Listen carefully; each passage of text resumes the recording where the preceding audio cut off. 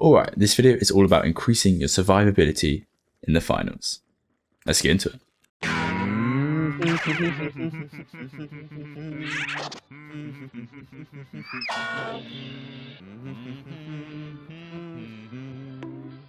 Starting with heavy, if you're using the winch claw, you should always grab them and then bring them up into the air by jumping mid-grab. Let me show you that one more time.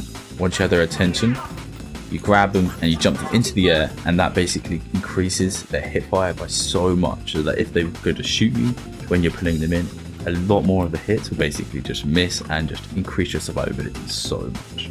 Alright, this next tip is use the most slept on gadget ever, being the smoke grenade.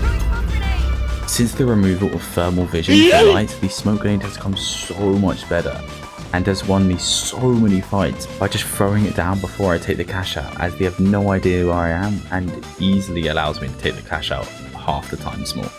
By the way, if you're looking for one of the best loadouts in the entirety of the finals and it's so fun to play with friends, I would very much recommend going triple spear with all having smoke. And if you want to see this video of us trying it out, it's this one. It was one of my favorites and it's such a blast. This next tip is about the medium gadgets. Obviously, it is personal preference in the end of the day. However, I have played medium for many hours, and I found out that the goo grenade, the jump pad, and the defibrillator are the best combo.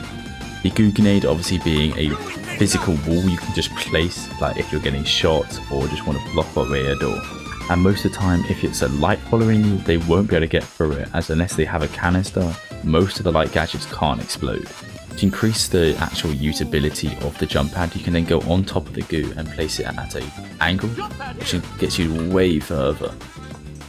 Just a quick tip for beginners, you can also jump up these windows by just standing in the middle, looking up and just clicking spacebar. However, obviously, if the window has something like this on top of it, you cannot do the next one, so you'll miss. You won't be able to climb up this part, but you can only climb up this part. This can be done by all classes. However, the heavy does need a little bit more practice, as obviously you're a bit chunky and it's not as easy to move. When you crouch in the finals, your hip fire accuracy goes so much better, so you should really be using this to the best of its ability. How I personally play is I absolutely love sliding and jumping, as it just makes you so much more like random to hit, and then just going in with crouch and just finishing the job or picking them off throughout the fight. This type of playing works easily better with shotguns, as you don't need to actually aim for the head, as you obviously can't hit a headshot with a shotgun in the finals.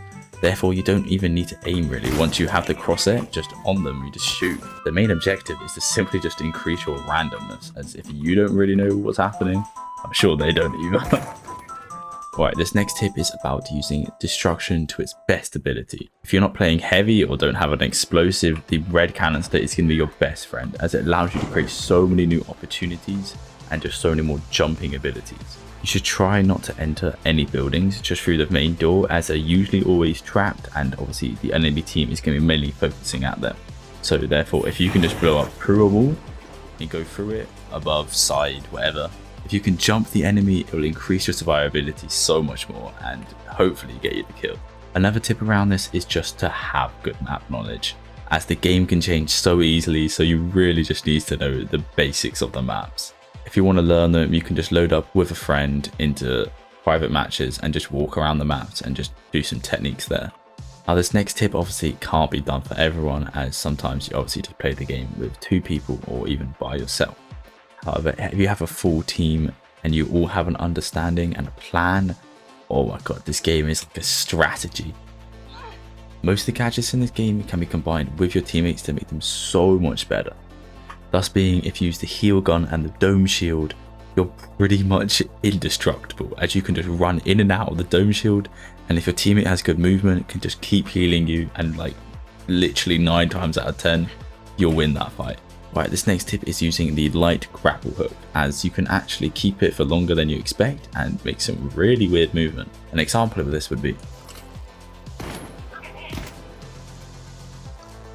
as you can see, my aim was not there. However, if you look towards them, you can shoot them on the way in, and then if you flick round, you're still in the grapple hook, and then you can just go straight into their face. This does take a bit of practicing. Obviously, I just messed it up there. However, it's such a good technique, and I would really recommend trying this out. Alright, that's all I got for today. Please try out these tips. I know some of them sound simple, however, they actually affect you so much if you master them.